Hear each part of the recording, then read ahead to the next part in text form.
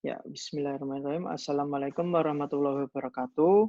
Eee, Hari ini kita akan mulai, kuliah tentang evidence based medicine, ya, khususnya nanti dalam, aplikasi atau dalam, eee, aplikasi evidence based medicine ini dalam pelayanan kefarmasian ya, untuk mahasiswa, profesi apoteker, seperti itu.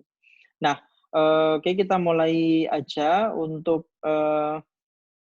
mana ya, kenapa kita perlu gitu ya, menggunakan konsep atau mengimplementasikan konsep evidence based medicine ini dalam praktek pelayanan kefarmasian, ya. Jadi konsep ini, evidence based medicine ini bisa kita gunakan untuk khususnya nanti dalam membuat keputusan klinis gitu, ya.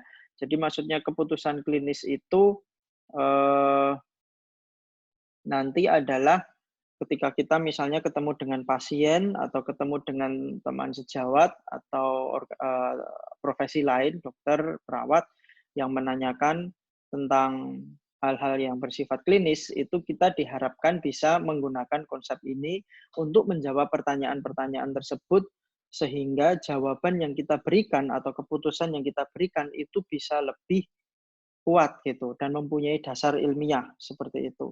Nah, eee, terus kenapa sih kita perlu menggunakan evidence based medicine? Oke, sekarang kita lihat, ya, mungkin kita familiar ya dengan kalimat-kalimat seperti ini, apa namanya, saya sudah loh misalnya ada klinisi atau praktisi ya yang sudah praktek bertahun-tahun sering berkata, "Saya sudah melakukan hal ini ke pasien dan pasiennya nggak masalah kok," kayak gitu, ya.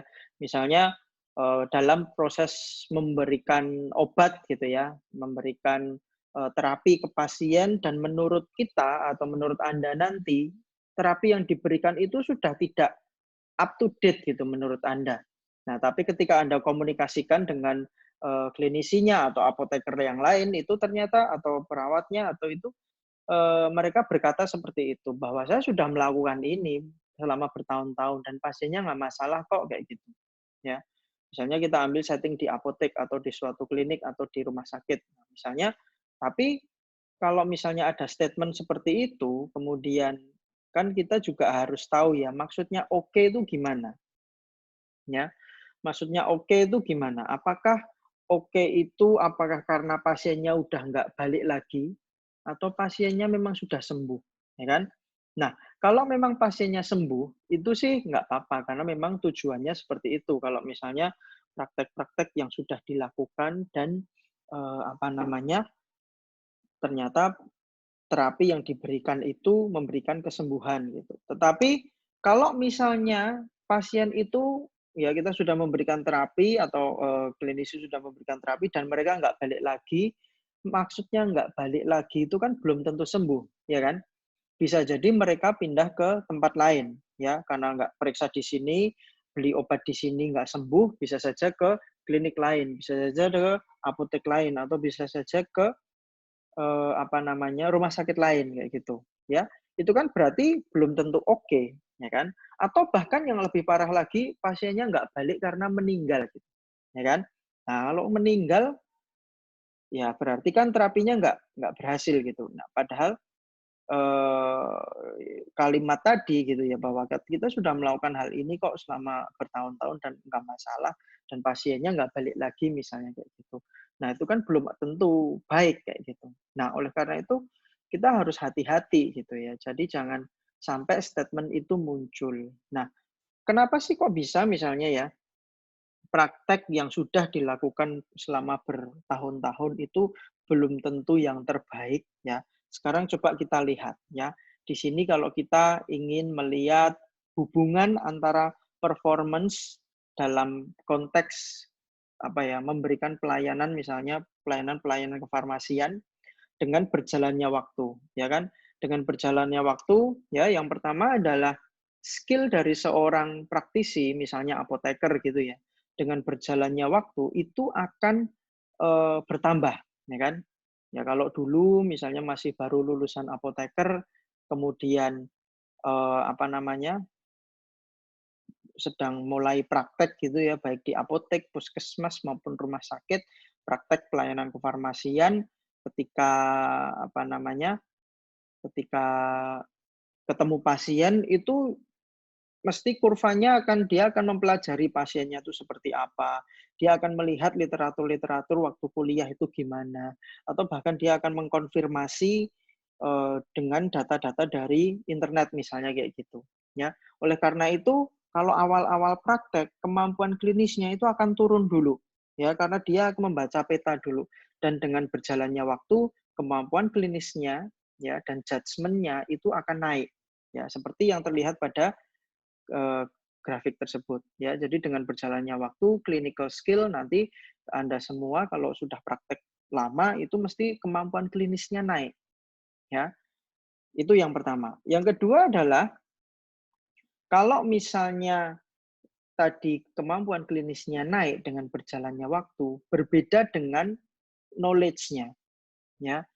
Dengan knowledge-nya atau pengetahuannya ya selama praktek ya, misalnya selama praktek baik di tadi apotek, puskesmas maupun rumah sakit, kalau dia tiap hari praktek itu kemampuan klinisnya naik, tetapi karena dia sibuk gitu ya, mungkin pasiennya banyak ya, kemudian bahkan atau menjabat gitu ya di rumah sakit jadi kepala instalasi farmasi misalnya kayak gitu, knowledge-nya itu jadi nggak update, ya kan? Karena apa? Udah sibuk ngurusi pasien, udah sibuk ngurusi manajemen, sehingga apa? Untuk update knowledge itu sudah tidak ada waktu. Biasanya seperti itu. Ya. Terus apa yang terjadi kalau clinical skill naik, kemudian tetapi knowledge-nya turun gitu ya, karena pengetahuannya sudah ketinggalan zaman gitu. Apa yang terjadi? Kalau keduanya digabungkan, total performance-nya bisa turun. Apa contohnya? Bisa terbukti dari mana? Bisa menyebabkan medication error, ya kan? Kalau misalnya skill-nya karena cuma terbiasa, oh pasien biasa tak kasih ini sembuh dan lain sebagainya, tetapi dalam dalam berjalannya waktu kok knowledge-nya atau pengetahuannya nggak nambah, akibatnya bisa jadi obat-obat yang dulu diberikan itu betul, bisa jadi sekarang itu bisa menjadi salah, ya kan? Contohnya apa? Saya berikan contoh obat yang fenomenal itu adalah golongan COX-2 inhibitor ya untuk nyeri ya. Di tahun awal 2000-an atau akhir 90-an itu muncul obat contohnya Rofecoxib ya. Nanti juga akan kita jadikan contoh dalam kuliah ini. Nah, itu dulu dianggap dia di awal 2000-an itu dianggap obat itu bagus anti nyerinya sama dengan anti nyeri yang lain, tetapi efek samping gastrointestinalnya lebih rendah daripada anti nyeri yang lain. Nah, kan kita semua tahu ya bahwa NSAID ya, non-steroid anti-inflammation drug itu punya resiko gastrointestinal bleeding atau disturbance ya, atau gangguan saluran pencernaan. Nah, si COX-2 inhibitor ini yang spesifik ini, dia menjadi pencerahan gitu. Wah, ini obat nyeri juga, tetapi efek samping gastrointestinalnya rendah. Artinya apa? Pasien-pasien yang butuh minum NSAID tiap hari, itu ada harapan. Ya, harapannya apa? Oh, dia berarti bisa minum NSAID tiap hari tanpa harus mengalami gastrointestinal disturbance tadi, gangguan tadi. Ya benar, kemudian diminum dan lain sebagainya. Ternyata dalam waktu 3 sampai 4 tahun, bukti ilmiahnya bilang lain. Oke, memang benar dia menyebabkan dalam aspek menyebabkan efek samping gastrointestinal itu memang dia lebih baik. Tetapi faktanya dia itu menyebabkan gangguan misalnya gangguan penyakit kronis yang lain gitu ya. Ya pada pasien-pasien yang lain itu ternyata dia tidak mengalami gastrointestinal bleeding, tetapi dia mengalami efek samping yang lain yang nyatanya itu juga memang menyebabkan bahaya yang juga lebih besar gitu. Ya, jadi kalau pakai NSAID biasa efek sampingnya gastrointestinal bleeding atau disturbance, tapi kalau pakai COX-2 ini, COX-2 inhibitor Rofecoxib ini, dia efek sampingnya yang lain. Wah, berarti kan sama aja. Nah, oleh karena itu dan data itu muncul tuh 3 sampai 4 tahun. Artinya apa? Kalau kita nggak update knowledge kita, ya nggak update knowledge kita, itu bisa jadi kita tetap memberikan COX-2 inhibitor kan. Padahal itu bisa menimbulkan penyakit kronis yang lain. Ya, artinya apa? Medication error, total performance, garis berwarna merah ini memang terbukti gitu. Kalau kita tidak menyeimbangkan antara clinical skill dan judgment yang digabung dengan knowledge yang up to date. Itu bahayanya, ya, seperti itu. Nah, oleh karena itu dengan berjalannya waktu kita harus tetap mengupdate knowledge kita. Nah, update knowledge pun kita tidak bisa sembarangan gitu. Karena apa? Bukti-bukti ilmiah yang ada, yang beredar ya, yang ada di dunia ini, itu punya kelemahan.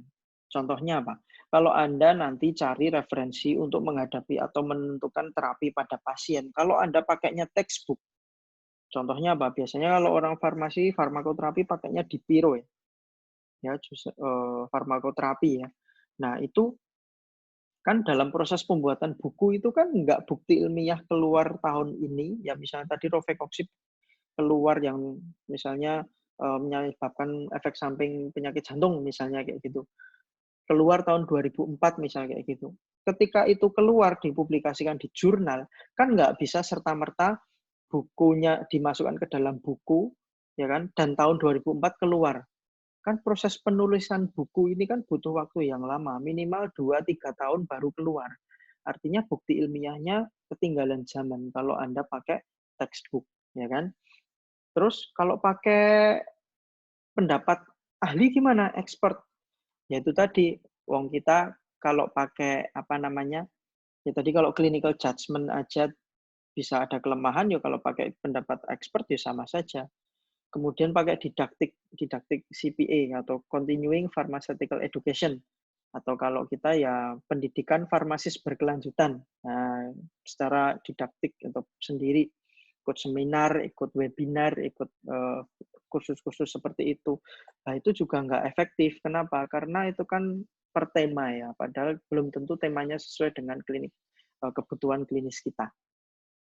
Atau kita pakai artikel jurnal. Nah, dulu waktu Anda kuliah S1 kan kalau praktikum farmakoterapi mungkin pakai jurnal-jurnal ya, artikel jurnal Anda gunakan dasarnya ini. Nah, itu kan namanya penelitian itu kan banyak sekali ya. Banyak sekali penelitian misalnya yang meneliti tadilah efek samping Rofecoxib aja. Itu mesti banyak sekali jurnalnya. Nah, Anda pilih yang mana? Ya, itu kan banyak sekali.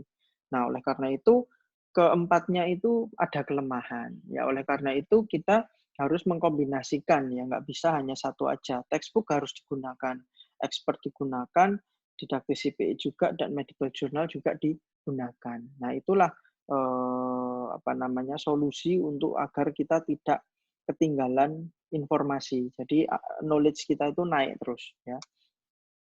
Nah, kalau kita lihat ya tadi kan ada dua aspek ya sebetulnya, clinical expertise sama yang bukti ilmiahnya, ya kan. Nah, kalau kita evaluasi ya di evidence based medicine ini itu ada apa namanya 4S, prinsip 4S ya. Di situ ada study, sintesis, sinopsis, dan sistem. Idealnya kita itu dalam melakukan praktek, baik dokter, apoteker, ya, dalam memberikan dokter mendiagnosis, kemudian menuliskan resep, itu harusnya ada sistem yang mendukungnya. Apoteker juga sama, ketika kalau apoteker kan tugas utamanya adalah DRP ya, maksudnya kata kuncinya ya DRP kalau apoteker itu. Dia mengidentifikasi tentang DRP, mencegah kalau DRP belum terjadi, dan menyelesaikan kalau DRP terjadi. 3 poin itu. Ya, itu harusnya didukung oleh sistem yang baik. Maksudnya sistem itu gimana? Yuk, kalau kita bicara sistem ya berarti sistem informasi ya. Artinya apa? Semua bukti ilmiah itu harusnya sudah terintegrasi. Contohnya gini, ya harusnya apoteker yang praktek farmasi klinik itu sudah ada di depannya komputer atau tablet yang siap membantu apoteker dalam membuat keputusan. Ya, misalnya ketemu pasien, dia dapat kiriman resep elektronik ya secara digital dari dokter gitu. Oh, pasiennya sudah ada apa namanya dalam tabletnya itu sudah kelihatan pasiennya siapa karena sudah diwawancarai sebelumnya atau mungkin dia sudah ada di rekam medisnya. Ya, jadi sudah kelihatan pasiennya apa riwayat penyakitnya apa, punya riwayat alergi apa enggak. Nah, itu sistemnya harusnya seperti itu yang ideal. Kemudian ketika resep masuk sudah secara online, ya kelihatan pasien saat ini diagnosisnya apa, kemudian dia dapat resep apa saja. Nah, itu idealnya sudah ada sistem seperti itu. Nah, dari situ kita harusnya di sistem itu sudah ada apa ya, peringatan-peringatan kalau misalnya terapinya nggak benar. Misalnya diresepkan, obat yang pasien itu alergi, harusnya ada di situ kelihatan, ya. Lah, kalau untuk bikin sistem seperti itu harusnya gimana? Harusnya atau membutuhkan apa? Tentunya dia membutuhkan ketiga S di bawahnya tadi, ya. Yang paling bawah itu adalah studies itu, ya. Untuk membuat sistem itu artinya apa? Harus banyak studies mengenai aspek klinis ya, terapi, efek samping dan lain sebagainya itu harus banyak. Ya, kemudian dilakukan sintesis menggunakan systematic review dan dibuat sinopsisnya dan kemudian dari sinopsis itu dimasukkan ke dalam sistem. Sehingga dalam praktek pelayanan kefarmasian itu sudah didukung oleh sistem yang baik sehingga kita bisa mengimplementasikan evidence based medicine secara paripurna seperti itu. Nah, kalau kita lihat sekarang kalau praktisi di Indonesia masih pakai yang mana? Apakah sudah pakai sistem? Ada nggak yang sudah punya sistem itu tadi? Ya, jadi sudah semua online ketika memberikan resep itu ketika ada obat-obat yang tidak sesuai atau kontraindikasi atau alergi terhadap pasien itu maka di situ sudah ada peringatan sehingga nanti pasien tidak mendapatkan bahaya seperti itu. Nah, atau masih yang di bawahnya atau bahkan tidak ada yang digunakan. Nah, kan mungkin juga ya di Indonesia masih pakai yang pengalaman itu tadi. Nah, itu yang harus dirubah ya, seperti itu. Harapannya sih kalau sudah ada sistem ini artinya apa? Clinical skill naik, knowledge juga akan terjaga, selalu naik dari sini ya. Tapi kalau kita bicara evidence based medicine, dua aspek itu cukup apa tidak? Ya, kalau kita lihat pengertiannya ya pertanyaannya kan cukup apa tidak. Tapi sebelum itu kita lihat pengertiannya. Apakah evidence based medicine itu?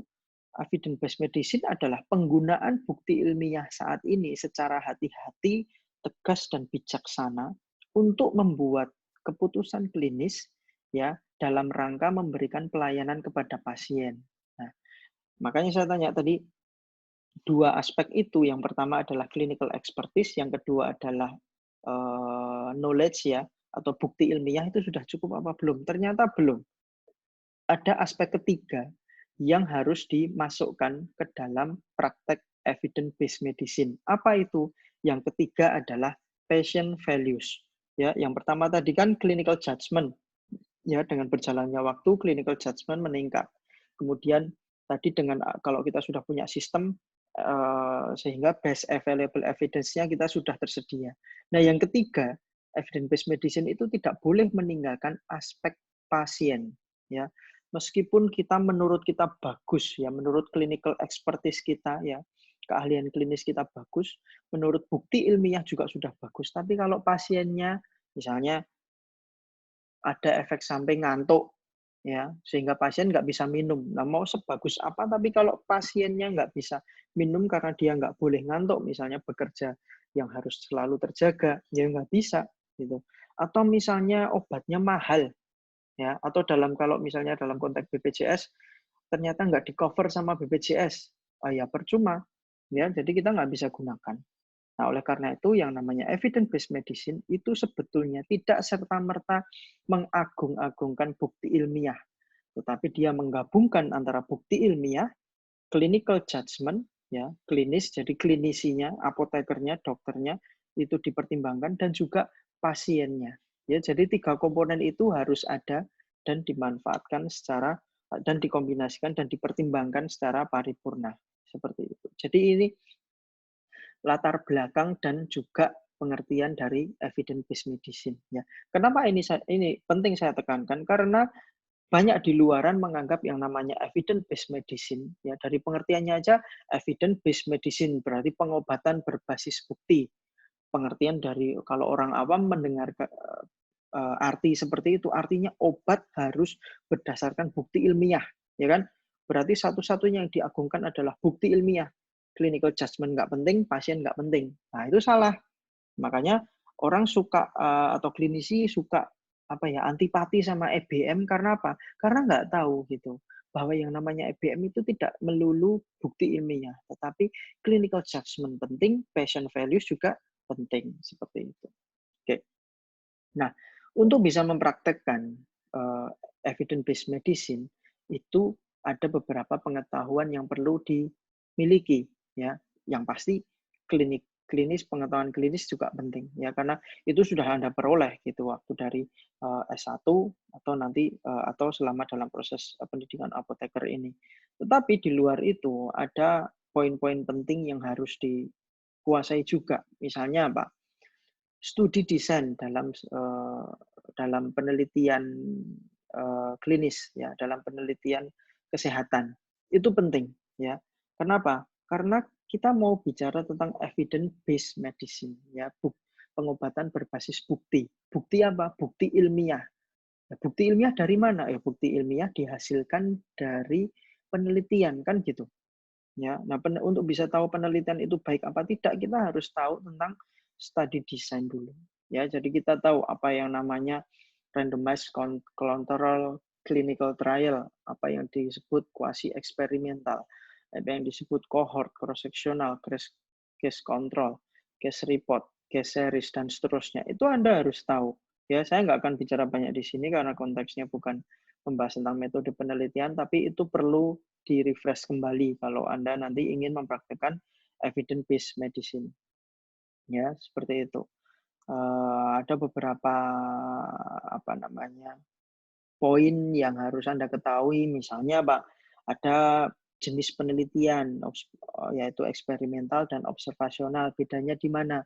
Bedanya ada tidaknya intervensi. Kalau ada intervensi secara aktif oleh peneliti, penelitiannya namanya eksperimental. Tapi kalau tidak ada intervensi, penelitinya tidak melakukan intervensi secara sengaja, namanya penelitian observasional. Dalam penelitian observasional pun dibagi menjadi observasional yang deskriptif dan observasional yang analitik. Kalau observasional deskriptif itu tidak ada menghubungkan antara penyebab dan outcome atau efek. Ya, itu artinya hanya mendeskripsikan. Tapi kalau observasional analitik, di situ ada proses melakukan analisis terhadap hubungan antara penyebab dan luaran. Ya, apa menyebabkan apa. Nah, sebab apa menyebabkan akibat apa ya. Jadi hubungan itu dianalisis. Kalau iya itu berarti observasional yang analitik. Kalau misalnya bedanya antara RCT dan kuasi eksperimental itu ada tidaknya randomisasi ya, seperti itu. Kemudian bedanya antara yang di observasional analitik tadi, bedanya di antara case control, cross sectional maupun cohort itu di mana? Yaitu tentang proses pengambilan datanya. Dan ya apakah secara ya prospektif, retrospektif dan lain sebagainya itu silahkan di refresh ya. Nah, selain itu, berdasarkan pengetahuan tentang metode penelitian tadi, Anda baru bisa memahami ini. Ini adalah piramida evidence ya. Nah, kenapa bentuknya piramida? Kenapa bentuknya seperti ini? Itu ada alasannya. Yang pertama, paling bawah ya, semakin ke bawah kualitasnya ya, menurut sudut pandang evidence based medicine itu ya, kalau dia letaknya di bawah itu kualitasnya yang paling rendah ya. Yang paling tinggi tentunya kualitasnya semakin baik seperti itu. Tapi kenapa yang bawah lebar, yang atas sempit? Karena yang bawah itu jumlahnya banyak, yang atas jumlahnya sedikit ya. Coba kita lihat. Ya, misalnya background information, expert opinion. Ya, kalau Anda nanti sebagai seorang ahli itu juga merupakan bukti ilmiah. Ya, tetapi kualitasnya kalau di piramida evidence based medicine itu paling rendah. Nah, baru naik itu sudah studi-studi tunggal. Ya, maksudnya penelitian-penelitian tadi. Ya, penelitian yang menggunakan case control maupun case series atau case report itu di bawah. Ya, semakin tinggi, paling tinggi di level yang single study atau penelitian tunggal itu paling tingginya adalah randomized control clinical trial. Ya, ini lebih banyak untuk sudut pandang terapi ya. Jadi kalau kita mau menggunakan terapi, menentukan terapi ke pasien, paling tinggi gold standarnya adalah RCT, randomized control trials gitu. Nah, di situ adalah kelompok yang unfiltered information. Kenapa disebut unfiltered information? Karena di situ adalah studi tunggal. Orang siapapun bisa melakukan studi dan dipublikasikan. Makanya nanti hati-hati kalau misalnya Anda, kalau dulu waktu praktikum S1 farmakoterapi, pakai bukti ilmiahnya bentuknya artikel jurnal penelitian, terus Anda hanya menggunakan data yang ada di abstrak, nah itu bahaya gitu. Itu jangan dilakukan kalau misalnya nanti ke pasien. Nah, seperti itu. Nah, kenapa? Karena ya belum tentu metode yang digunakan bagus, ya kan? Kan bisa saja penelitian abal-abal tapi dipublikasikan di jurnal internasional. Bisa, sangat bisa. Ya, seperti itu. Ya, karena tidak semua jurnal internasional itu baik, ya. Di dunia sana ya sama aja, misalnya ada yang baik, ada yang enggak gitu ya. Nah, kita harus bisa mengidentifikasi. Nah, nanti kita akan lihat di belakang. Nah, oke, kita lanjutkan untuk yang lebih ke atas lagi, kualitasnya lebih bagus, jumlahnya lebih sedikit, semakin mengerucut, itu adalah ini, sinopsis, sintesis, dan systematic review. Atasnya lagi meta-analisis, seperti itu. Yang apa? Itu merupakan gabungan dari yang unfiltered information tadi. Ya, jadi di atas itu sudah filtered information, artinya informasinya itu sudah disaring, sudah dipilihkan mana yang bagus, sudah dibuatkan kesimpulan yang baru dari unfiltered information yang sudah digabung. Nah, artinya apa? Yang atas itu adalah gabungan dari bawah. Dari RCT ke bawah itu kalau digabung menjadi critical appraisal yang topik ke atas. Ya, seperti itu. Jadi semakin ke atas, kualitasnya semakin bagus. Tapi apa? Jumlahnya semakin sedikit. Belum tentu ada yang sesuai harapan Anda. Jadi nanti kalau misalnya ada praktek, paling baik ya, paling cepat ya, yang paling baik Anda cari artikel systematic review-nya. Ya, dari situ worst case-nya kalau Anda butuh jawaban cepat sekali, itu bisa untuk sementara pakai jawaban yang systematic review-nya dulu. Ya, tapi kalau yang RCT itu sangat riskan. Kenapa? Belum tentu RCT yang dilakukan misalnya di Indonesia dengan RCT yang dilakukan di misalnya di US atau di Eropa, di Inggris atau di India gitu atau di Thailand itu hasilnya sama. Bisa saja sama-sama uji klinis ya, tetapi dari berbagai negara itu bisa saja hasilnya beda. Kalau seperti itu dan Anda hanya pakai salah satu dari banyak uji klinis itu tadi, Anda bisa membahayakan pasien. Nah, oleh karena itu Anda harusnya pakai yang paling atas systematic review-nya. Gitu. Untuk apa? Ya relatif lebih aman. Lebih aman lagi gimana? Dikombinasikan. Ya, systematic review dengan clinical judgment dengan dengan patient preference tadi. Ya, jadi seperti itu. Itu yang paling baik. Idealnya seperti itu. Oke. Itu tentang pengetahuan yang diperlukan untuk atau sebelum melakukan evidence based medicine. Nah, terus sekarang bagaimana sih kita melakukan praktek evidence based medicine? Ya, untuk melakukan atau mengimplementasikan evidence based medicine itu ada 5 tahap. Yang pertama adalah converting the need of information into an answerable clinical question. Artinya apa? Ada misalnya gini nih, dalam setting Anda ketemu pasien, ya dapat resep, dia bawa resep. Artinya apa? Itu ada masalah kan? Masalahnya apa? Anda harus memutuskan apakah memberikan obat yang ada dalam resep tersebut apa adanya ke pasien atau Anda perlu melakukan screening dan mengubah dan lain sebagainya. Mengubah, memberikan rekomendasi dan lain sebagainya, memberikan komunikasi, konseling dan lain sebagainya, ya. Nah, itu kan masalah. Anda harus melakukan intervensi di situ. Nah, permasalahan yang Anda hadapi itu dibuat menjadi sesuatu yang disebut answerable clinical question. Pertanyaan klinis. Ya, nanti ada standarnya, nanti namanya clinical question itu ada PICO atau PECO, ya, PECO atau PICO. Itu yang memudahkan nanti Anda dalam melakukan proses nomor 2. Nomor 2 adalah tracking down the best evidence, searching dan cleaning, ya. Melakukan pencarian bukti ilmiah yang terbaik, ya. Itu yang harus Anda lakukan di tahap yang kedua. Nanti kita akan lihat seperti apa. Kemudian yang ketiga adalah Kalau sudah Anda melakukan searching, dapat artikelnya banyak, terus gimana? Anda harus melakukan appraisal. Appraisal itu apa? Penilaian. Ya, menilai apa? Itu nanti kita akan membahas 3 aspek. Ya, validity, impact, sama applicability. Ya, singkatannya VIA. Bukan via valen ya, ini VIA gitu ya.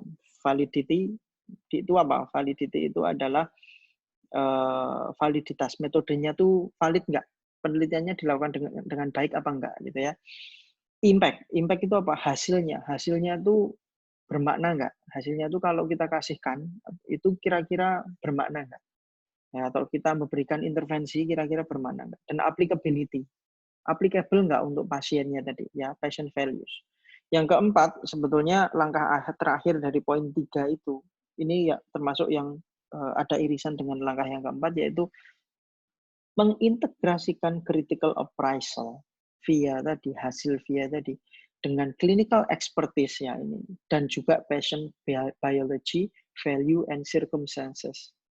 Biologi, ada nggak kontraindikasi, ada nggak alergi, misalnya gitu. Value, dia mau nggak, ya. Kemudian dengan pekerjaannya bisa cocok nggak. Circumstances, sama dengan pekerjaan tadi, bisa nggak dia mengganggu pekerjaannya nggak, atau circumstances atau kondisi itu BPJS nanggung nggak. Nah, itu langkah yang keempatnya. Kemudian mengintegrasikan kan langkah yang keempat. Yang terakhir adalah mengevaluasi proses dari nomor 1 sampai 4 itu dilakukan dengan benar apa enggak. Itu yang akan dilakukan. Oke. Nah, kita lihat langkah yang pertama. Asking answerable clinical question. Intinya mengubah kasus yang Anda hadapi menjadi sesuatu yang bisa kita identifikasi kata kuncinya menjadi clinical question. Seperti apa? Ya, dalam prakteknya nanti Anda kan mendapatkan itu tadi pertanyaan klinis dari siapapun, dari pasien, keluarga pasien, dalam praktek sehari-hari, misalnya ini kok hasilnya nggak sesuai, misalnya kayak gitu. Bisa juga dari dokter, bisa juga dari perawat, bisa juga dari direktur rumah sakit, bisa juga dari pimpinan Anda di rumah sakit, di klinik, di apotek, di puskesmas, dimanapun. Ya. Dan kalau kita lihat, clinical question itu banyak sekali, bisa dari etiologi, diagnostik, ya kita nggak banyak di situ, prognosis, terapi, prevention, improvement program dan lain sebagainya, itu bisa Anda jadikan clinical question. Nah ini nanti kalau kita kena farmasi mungkin saya akan ambil contohnya yang terapi. Ya, tapi kita akan berlatih untuk beberapa clinical question setelah ini. Ya, jadi ini adalah sumber pertanyaan klinisnya. Ya, dari semua sumber pertanyaan klinis ini Anda bisa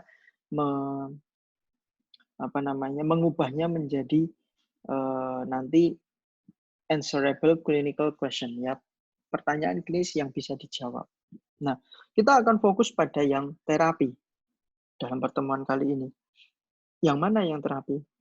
Yang warna hijau di situ bilang how to select treatments to offer you, bagaimana memilih terapi yang bisa kita tawarkan ke pasien, bahwa terapi yang kita tawarkan itu akan memberikan manfaat yang lebih baik atau manfaat yang lebih tinggi daripada risiko yang akan dihadapi oleh pasien.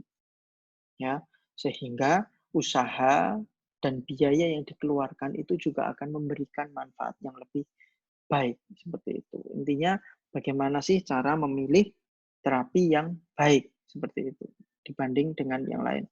Kalau kita bicara memilih, ya artinya itu harus ada pilihan kan ya. Pilihan itu apa? Berarti kan minimal harus ada 2 alternatif. Kalau cuma satu, nggak usah praktek evidence based medicine. Obatnya cuma ada itu, ya sudah kasihin aja, gitu, ya. Atau kalau misalnya cuma satu, ya bisa saja sih tetap dilakukan evidence based medicine. Pertanyaannya jadi nanti alternatifnya akan dibandingkan dengan kalau pasien tidak diberikan. Ya, pilihan pertama yang diberikan, pilihan keduanya tidak diberikan. Hasilnya gimana? Lebih bermanfaat yang mana? Seperti itu. Ya. Nah, kalau kita bicara clinical question, sebetulnya kita bisa bagi menjadi 2. Yang pertama adalah background, yang kedua adalah foreground. Yang tadi sudah saya singgung mengenai PICO itu adalah foreground question, pertanyaan ke depan gitu ya. Kalau pertanyaan background itu adalah mengenai ya pertanyaan-pertanyaan yang menanyakan tentang general knowledge atau pengetahuan umum terhadap suatu kondisi atau sesuatu. Ya, contohnya apa? Yang pertama, ini biasanya kalau yang background question itu membahas tentang who, what, where, when, how, and why. Misalnya apa?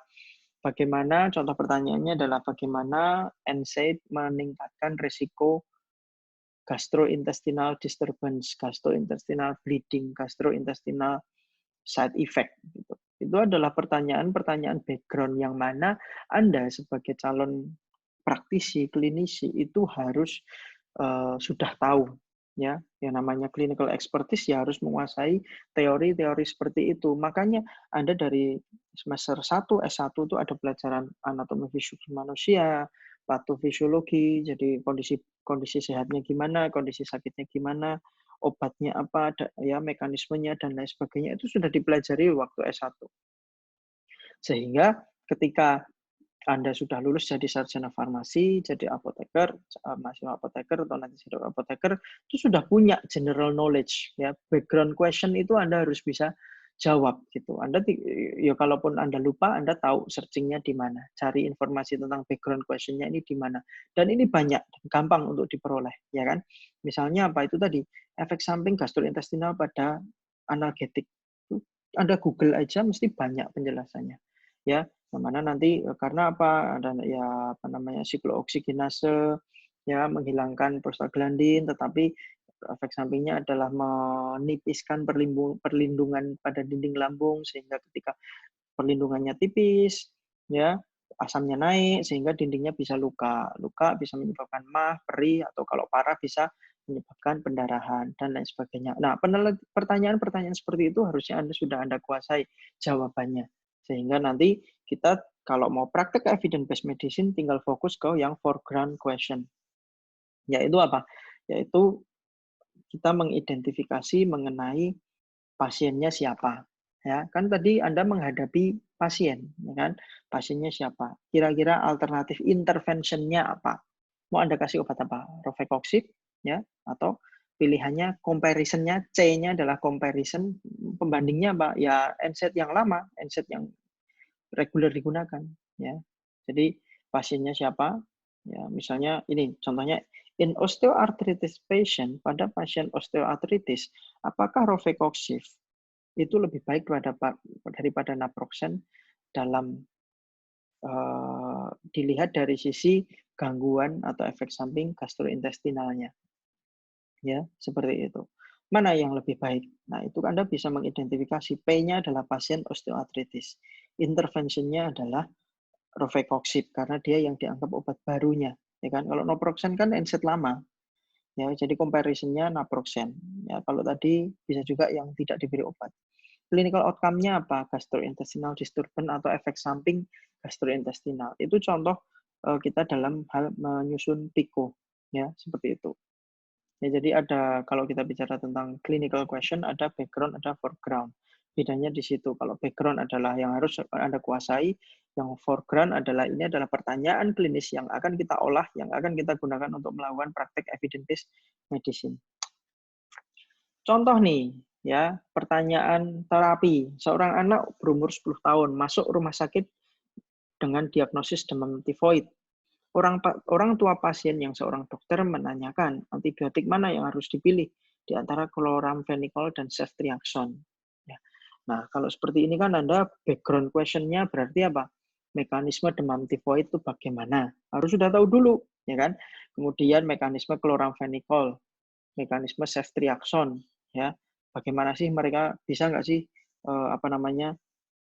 bagaimana mereka tuh antibiotik apa sehingga mereka cocok nggak dengan bakteri demam tifoidnya misalnya kayak gitu atau misalnya guideline-nya seperti apa, guideline demam tifoid itu seperti apa. Nah, itu perlu dikuasai dulu ya atau minimal Anda lihat dulu gitu sehingga nanti bisa kita buat research question-nya atau clinical question-nya atau pertanyaan klinisnya. Oke, kita rubah pertanyaan ini menjadi PICO. Jadinya seperti apa? Ya, silahkan Anda latih dulu, saya beri waktu. baru boleh membuka slide berikutnya untuk jawabannya. Nah, jawabannya adalah populasinya adalah pasien dengan tifoid. Ya, intervensinya adalah ya obat baru. Ya, standar terapinya kan chloramphenicol, berarti obat barunya adalah ceftriaxone. Komparatornya adalah standar praktisnya adalah chloramphenicol. Outcome-nya apa? Ya kesembuhan kan. Kalau misalnya kalau di kasusnya tadi nggak ada, tapi kita tentukan sendiri. Oh, bagaimana tingkat kesembuhannya, mana yang lebih efektif seperti itu. Contoh clinical question yang lain, tapi ini bukan terapi, tetapi tentang etiologi atau faktor risiko atau penyebab penyakit. Ya. Contohnya gini, Tuan Agus datang kepada Anda, seorang klinisi, untuk mendiskusikan kemungkinan untuk melakukan vasektomi. Ya. Dia menyatakan atau dia bilang bahwa dia mendengar juga bahwa vasektomi menyebabkan resiko terkena kanker testisnya itu meningkat resikonya. Anda mungkin sudah tahu. Nah, ini background question-nya berarti Anda sebetulnya sudah tahu sih itu berisiko apa enggak, resikonya seperti apa. Tapi Anda kan juga harus memberikan jawaban yang lebih tepat. Apalagi kalau yang tanya itu orang yang melek informasi, edukasi tinggi, atau bahkan tenaga kesehatan. Itu Anda harus berusaha memberikan jawaban yang valid dan reliable. Nah, terus berarti Anda kan harus mengubah kasus ini menjadi suatu research question, clinical question ya. Bagaimana hasilnya? Ya, silahkan dicoba dulu lagi, identifikasi P-nya apa, I-nya apa, C-nya apa, dan O-nya apa, sebelum lanjut ke slide berikutnya. Di-pause dulu videonya. Oke, kalau sudah, kita lihat. Jadinya apa? P-nya apa? P-nya adalah adult males, ya, laki-laki. Intervensinya vasektomi. Komparatornya adalah kalau tidak laki-laki yang tidak melakukan vasektomi, outcome-nya apa? Testicular cancer. Nah, ini hati-hati. Ya, jangan sampai tadi dikira passion-nya adalah testicular cancer. Cancer ini adalah outcome-nya. Resikonya mengalami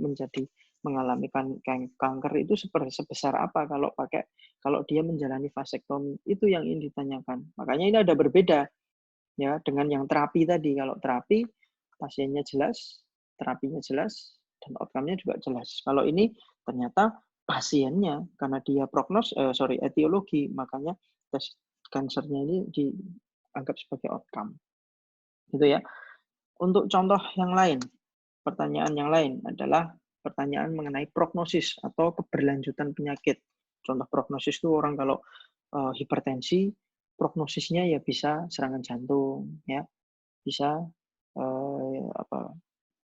gagal ginjal, bisa stroke dan lain sebagainya. Nah, ini contoh pertanyaan prognosis yang lain. Childhood seizure atau kejang ya pada anak-anak itu umum terjadi dan sangat menakutkan bagi orang tua. Siapa yang nggak takut ya kalau anaknya kejang gitu ya. Nah, keputusan untuk memberikan terapi profilaksis, namanya terapi profilaksis kan terapi yang diberikan sebelum kejadian itu terjadi. Jadi begini ceritanya. Misalnya nih, ada orang tua yang anaknya mengalami kejang. Ya.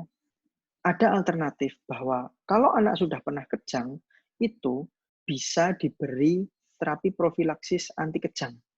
Ya, tujuannya apa? Agar dia nggak kejang lagi. Ya, jadi prognosisnya apa? Kalau sudah pernah kejang, prognosisnya adalah kemungkinan untuk mengalami kejang lagi itu relatif lebih besar. Ya. Nah, pemberian terapi profilaksis ini diharapkan untuk bisa, apakah terapi profilaksis ini nanti bisa mencegah kejang yang berikutnya. Ya. Nah, untuk membantu orang tuanya untuk menentukan pilihan, perlu nggak terapi profilaksis ini? Ya, Anda mungkin perlu memberikan bukti ilmiah mengenai kejadian kejang, ya, kejadian kejang setelah pasien itu mengalami kejadian kejang yang pertama. Ya, keberlanjutannya seperti apa? Ini bukan masalah terapinya, tetapi masalah prognosisnya. Coba kita lihat pikonya. Ya, jadi sebelum Anda coba buat dulu sendiri, nanti baru dilihat jawabannya. Jawabannya adalah populasinya adalah children. Ya, ini nggak ada terapi profilaksis di sini. Karena pertanyaannya bukan masalah terapi, tapi prognosisnya. Seberapa mungkin sih anak yang sudah mengalami kejang itu akan mengalami kejang lagi. Sehingga nanti akan membantu orang tua. Perlu nggak dikasih treatment? Nah, itu beda pertanyaan lagi. Ya, jadi pertanyaan di sini prognosis itu adalah seberapa besar kemungkinan anak yang sudah mengalami kejang itu akan mengalami kejang lagi, seperti itu.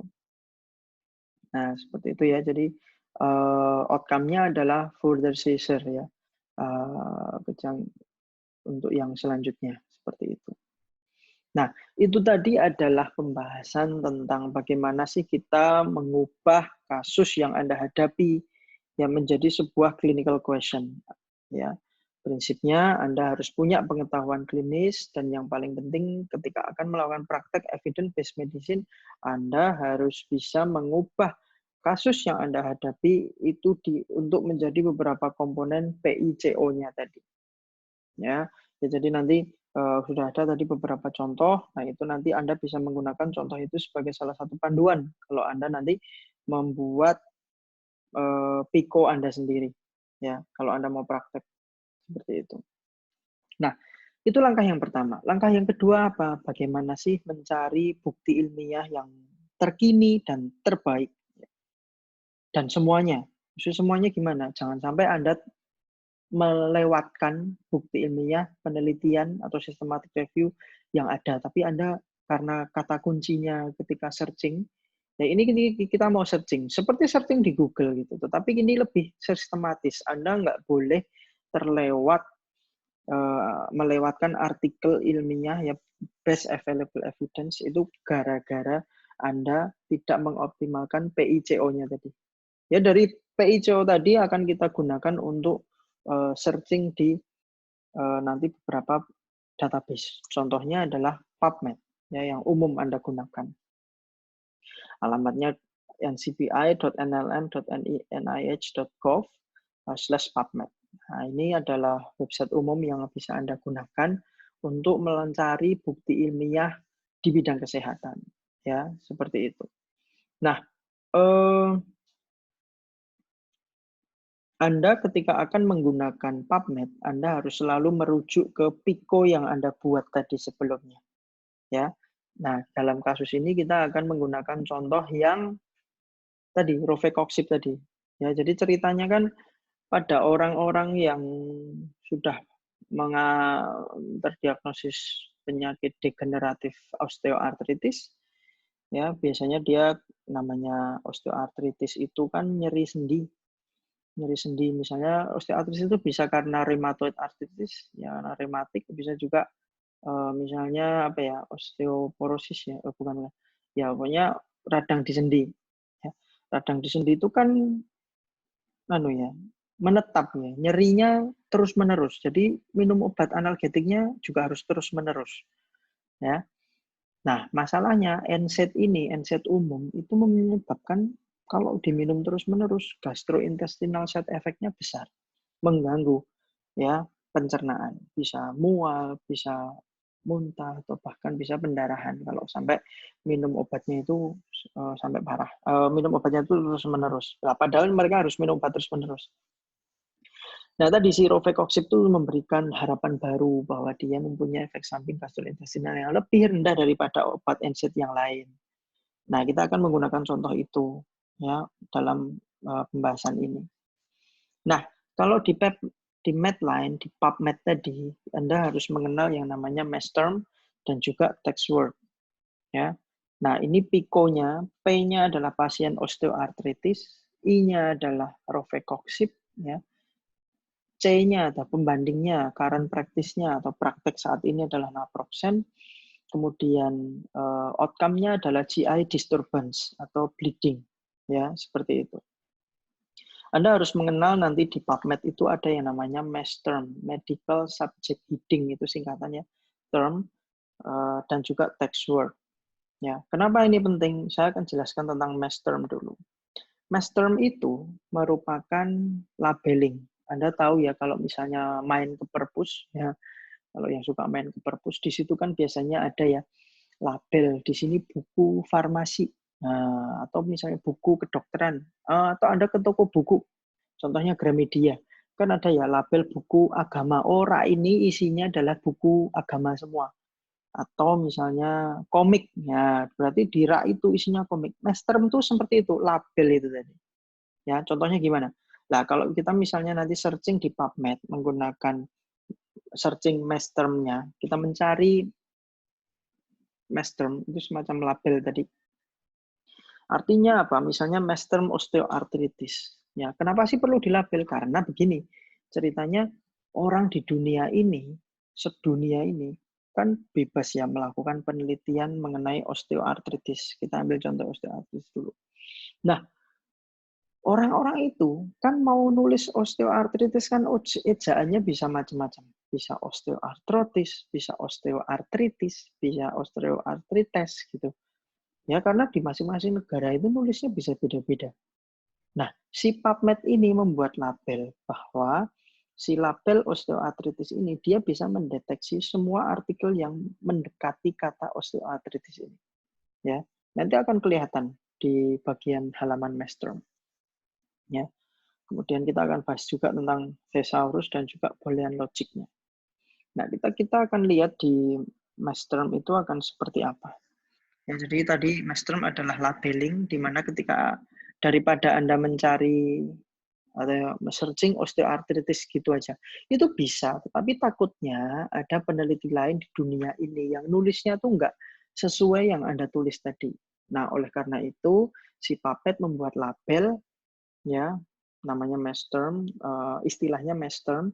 Nah, untuk misalnya namanya labelnya osteoartritis. Nah, si label osteoartritis ini dia akan mendeteksi semua kata di semua artikel jurnal kesehatan yang mengandung kata ini dengan berbagai variasinya.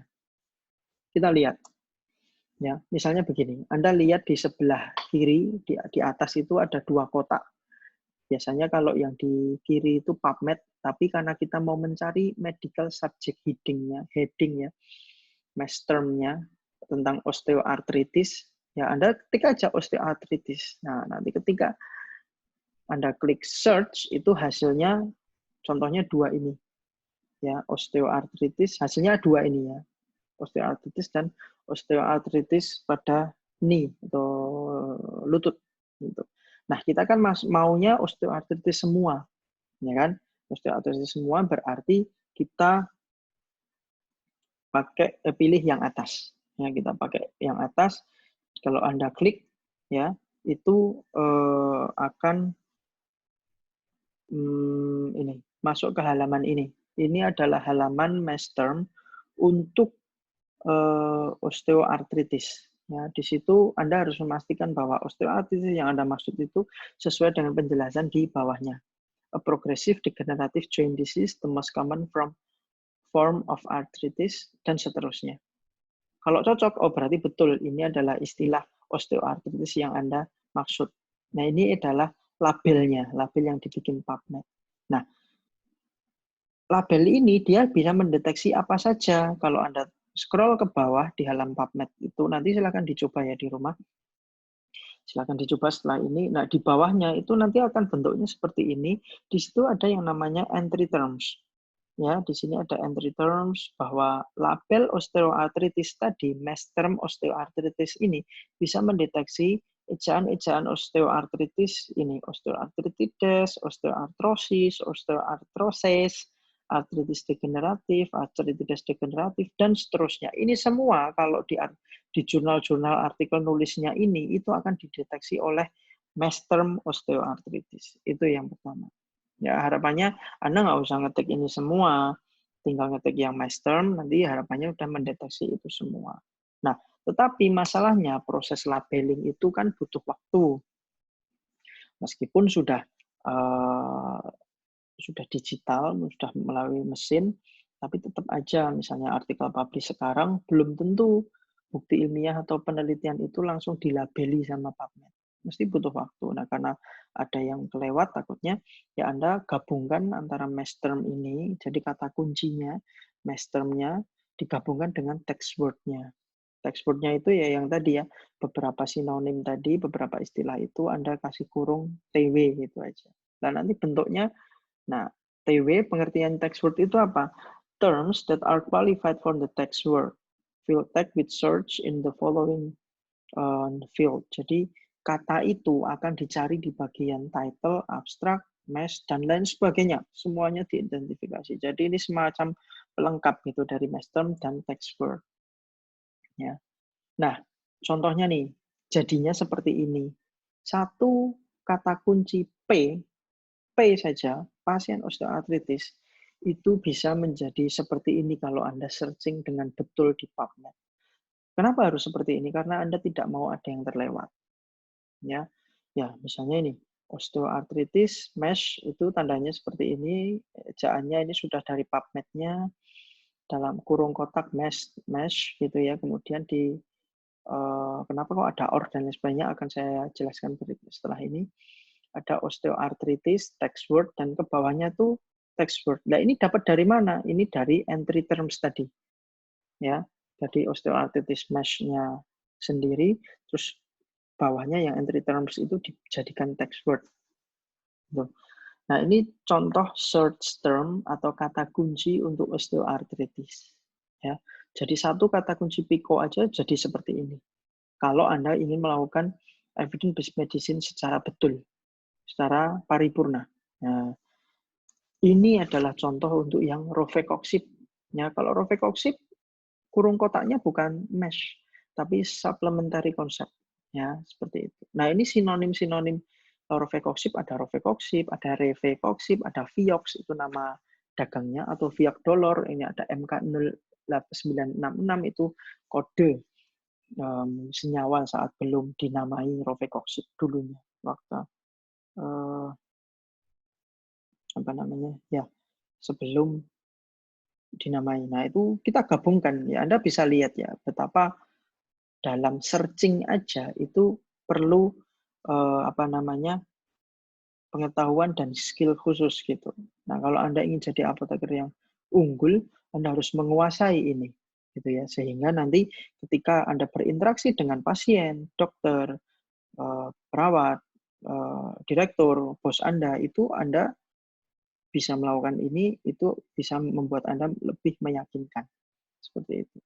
Nah, kalau di tadi kan kita sudah berarti dalam melakukan searching, kita membuat kata kunci, sudah ada 4 kata kunci ya, dibuat seperti tadi, tapi saya memberikan contoh 2, terus yang penting Anda bikin prosesnya sama. Gitu.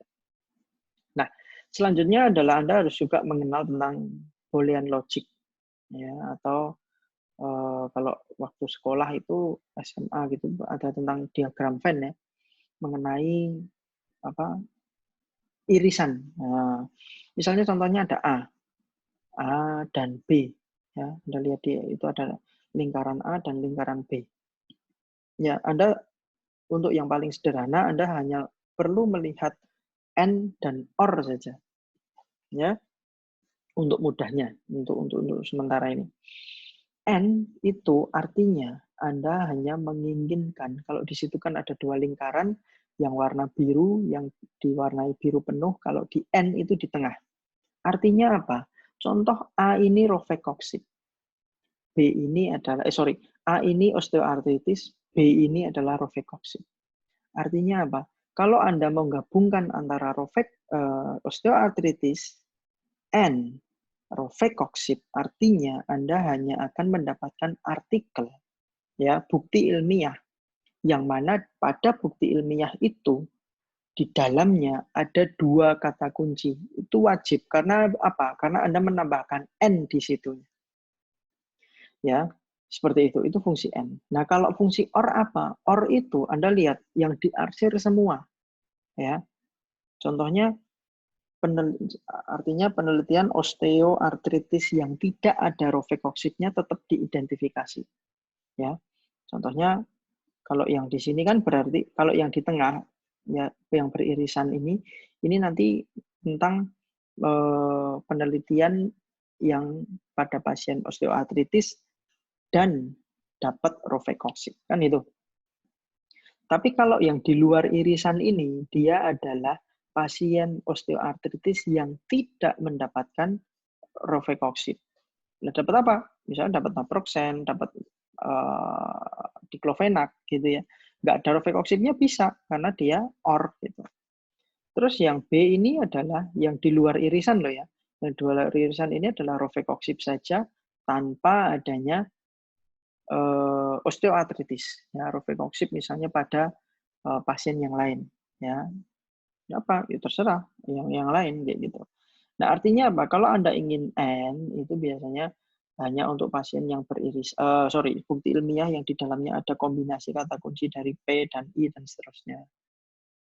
Tapi kalau OR itu yang ada keduanya. Nah, kapan kita menggunakan N dan kapan kita menggunakan OR? Nah, untuk OR itu kita bisa kita gunakan contohnya tadi adalah pada untuk sinonimnya. Ya, kita gunakan untuk sinonimnya karena kita logikanya akan mencari artikel yang tulisannya osteoartritis, bagaimanapun ejaannya. Jadi semua ejaan kita orkan. Ya, jadi biasa ditulis ini atau yang ini atau yang ini ya, jadi semuanya itu bisa kita deteksi. Tapi kalau yang N itu digunakan untuk menggabungkan antar kata kunci. Ya, antara P dan I dan seterusnya. Jadinya bentuknya seperti ini. Ya, di situ ada N di tengah, itu menggabungkan antara P yaitu pasien osteoartritis yang digabungkan dengan obatnya, rofecoxib. Ya, seperti itu. Jadinya seperti ini. Hasilnya bagaimana? Kalau Anda lihat di PubMed, di bagian search, kemudian di bagian bawahnya itu nanti ada advanced search. Ya, advanced search. Kalau Anda klik, itu Anda akan dapat history Anda. Anda sudah search di PubMed itu apa saja. Kalau Anda lihat, ya yang di nomor 4 itu tadi, kalau itu kata kunci osteoartritis, ternyata Anda ada 88.806 artikel penelitian tentang osteoartritis. Nah, poin 5, kalau Anda searching tentang rofecoxib, ya, rofecoxib saja itu penelitiannya ada 2.723. Nah, kalau Anda gabungkan, Anda hanya ingin mencari artikel yang mana di dalamnya itu ada pasien osteoartritisnya dan ada terapi rofecoxibnya. Ternyata Anda dapat berapa? Anda dapatnya 324 artikel saja. Itu kalau hanya 2 saja. Kalau Anda tambahkan lagi dengan pembandingnya naproxen atau tambah lagi dengan outcome-nya gastrointestinal, itu lebih sedikit lagi. Ya, artinya Anda searching-nya bisa lebih efisien seperti itu. Ya, ini dari 2 aja sudah menghemat banyak waktu kan gitu. Ya, jadi yang harusnya dibaca adalah totalnya bisa sampai 90.000 artikel ini ya, 2 kata kunci saja, tapi cukup menjadi cuma 300 artikel, seperti itu. Tapi kan nggak harus dibaca semua, belum tentu semua 300 ini membahas terapi dan efek sampingnya, belum tentu. Jadi, tapi dalam nanti kan setelah ini kan di screening ya, artikel mana yang kira-kira sesuai dengan pertanyaan klinis kita. Nah, kalau enggak ya nggak usah dibaca. Lihat dari judul dan abstraknya aja. Oh, ini nggak nyambung, buang. Oh, ini nyambung, simpan. Nah, nanti kalau sudah yang disimpan itu nanti kita bandingkan gitu. Mana yang lebih baik. Bukan yang lebih baik, kita kombinasikan gitu ya. Kita pakai semuanya. Ya, seperti itu. Itu tentang searching ya, tentang searching. Jadi kita sudah tahu 2 langkah. Yang pertama membuat PICO atau riset atau clinical question, yang kedua adalah searching dan juga screening. Yang ketiga adalah critical appraisal. Apa itu? Yaitu tadi, Anda waktu dulu mungkin praktikum, yang penting dapat artikel, lihat abstraknya, dia bilang apa, bagus, bagus pakai gitu. Nggak boleh kayak gitu. Ya, kalau Anda nanti ketemunya pasien, ini kaitannya sama nyawa pasien soalnya. Ya, Anda nggak boleh seperti itu. Anda harus tahu bahwa bukti ilmiah yang Anda peroleh ini dilakukan dengan metode yang baik, hasilnya signifikan, hasilnya bermakna, dan bisa diaplikasikan. Itu adalah proses critical appraisal. Anda harus melihat metode penelitiannya. Makanya tadi di awal, skill yang diperlukan untuk bisa melakukan evidence-based medicine, Anda harus tahu metode penelitian. Ya, tapi Anda kan sudah punya skill penelitian ya, waktu skripsi S1 pun juga sudah mendapatkan tentang metodologi penelitian seperti itu, sehingga harapannya bekalnya insya Allah cukup gitu ya. Nah, untuk membantu dalam proses appraisal itu ada banyak referensi sebetulnya.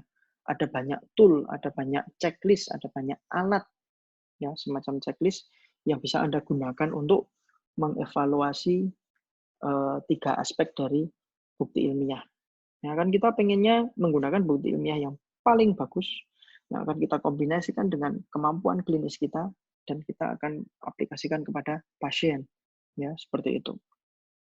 Salah satu sumber tools, alat yang bisa Anda gunakan untuk membantu melakukan appraisal itu ada di cepm.net, ya, Center for Evidence-Based Medicine. Ini di University of Oxford, ya. Ini menurut saya salah satu tools yang sangat user friendly karena di situ sangat sangat mudah untuk dipahami. Nah, itu. Ini linknya, Anda bisa download toolsnya nanti langkah-langkahnya dari cepm.net, pergi ke bagian resources, pergi ke bagian EPM tools, pergi ke bagian critical appraisal tools, kemudian Anda pilih worksheet apa yang ingin Anda gunakan, apakah untuk bukti ilmiah yang metodenya uji klinis, apakah bukti ilmiah yang metodenya systematic review, apakah bukti ilmiah yang metodenya observasional, dan lain sebagainya. Itu bisa Anda pilih di situ. Contohnya seperti ini. Untuk pertanyaan-pertanyaan terapi, Anda bisa pakai ini, ya, terapi study worksheet-nya. Nah, yang dilihat apa? 3 ini, validity, impact, dan applicability, ya, atau VIA. Ya, ini contoh untuk alat untuk mengevaluasi bukti ilmiah yang dihasilkan melalui uji klinik fase 3 atau randomized control clinical trial. Ya, seperti itu. Nah, saya skip dulu untuk yang 3 karena itu memerlukan diskusi, penjelasan yang panjang. Kita jelaskan tentang evidence-based medicine-nya dulu.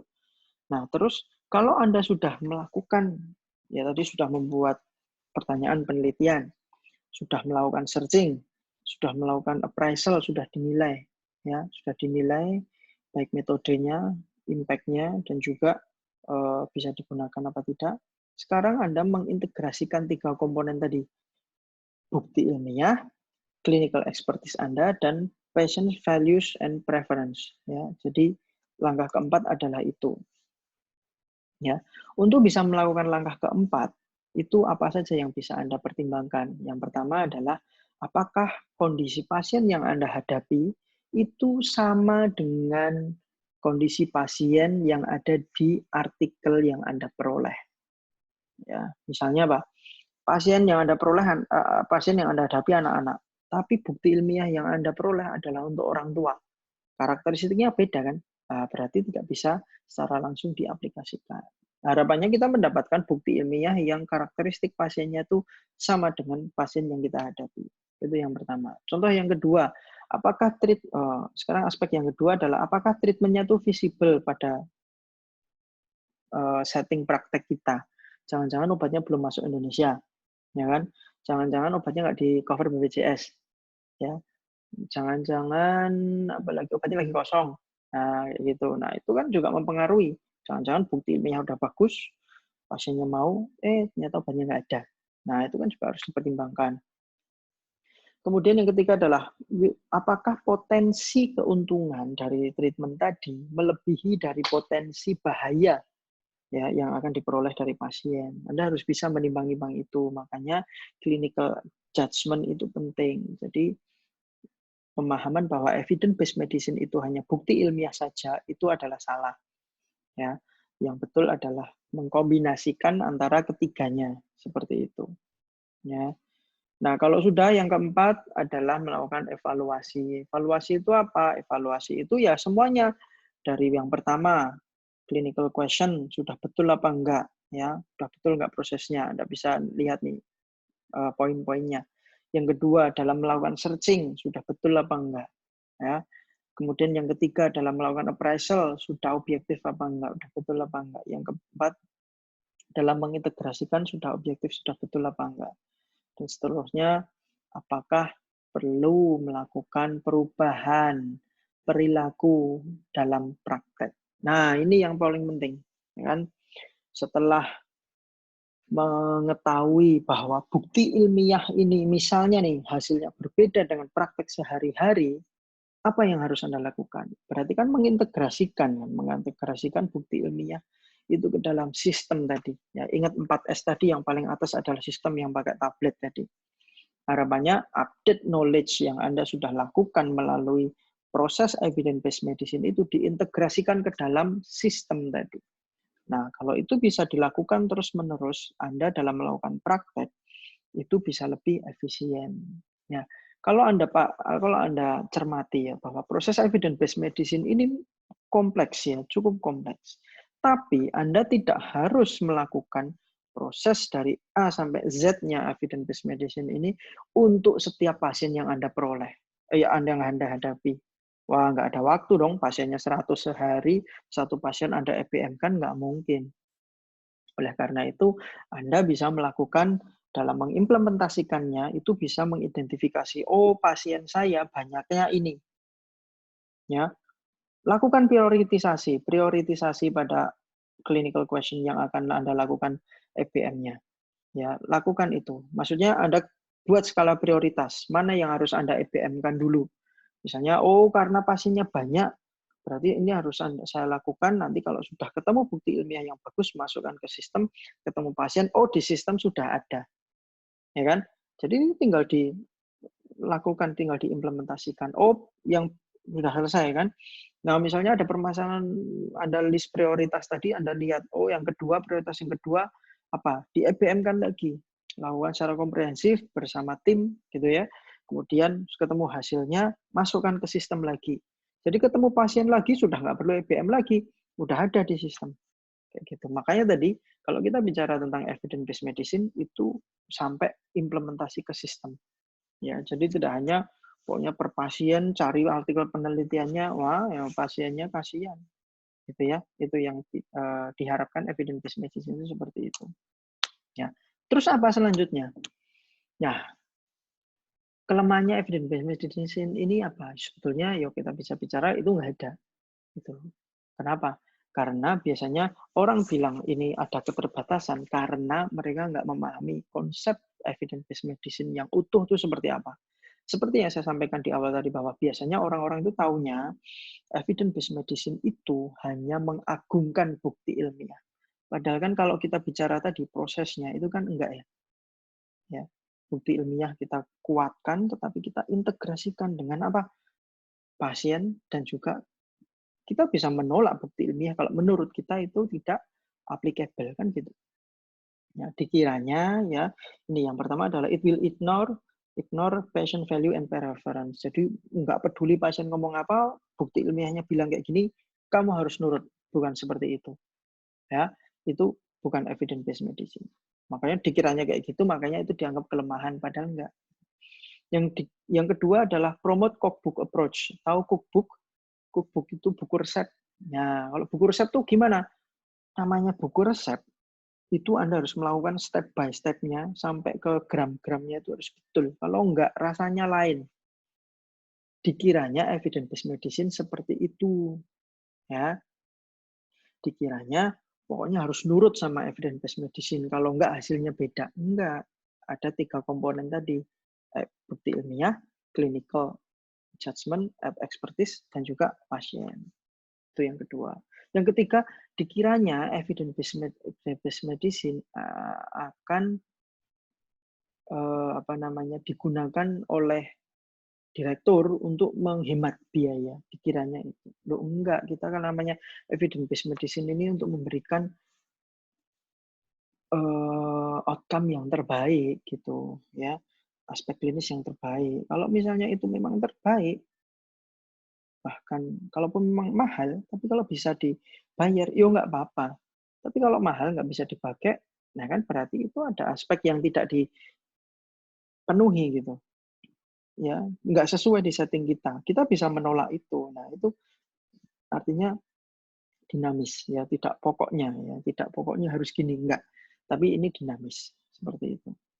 Nah, itu tentang evidence-based medicine. Nah, untuk penutup dari saya tentang evidence-based medicine ini, Anda perlu ya mengembangkan skill yang baru dalam searching dan juga appraising. Ya, poin 1, 2, 3 tadi penting. Ya, kemudian kalau sudah itu aplikasikan ini, ya aplikasikan skill ini dalam praktek sehari-hari. Kenapa? Bagi apoteker itu sangat penting, ya karena rekan sejawat Anda, dokter itu sudah menguasai ini. Kalau Anda nggak berbicaranya menggunakan evidence-based medicine, Anda akan peran Anda akan kurang gitu. Ya, seperti itu. Jadi Anda harus bisa ini sehingga nanti ketika jadi seorang apoteker dimanapun itu ketika Anda memberikan rekomendasi, memutuskan keputusan klinis itu sudah mengimplementasikan ini seperti itu. Nah, mungkin itu dari saya mengenai kuliah evidence based medicine. Semoga bermanfaat gitu ya. Dan bisa nanti kalau tidak jelas bisa kita diskusikan gitu ya. Terima kasih, mohon maaf jika ada kekurangan. Assalamualaikum warahmatullahi wabarakatuh.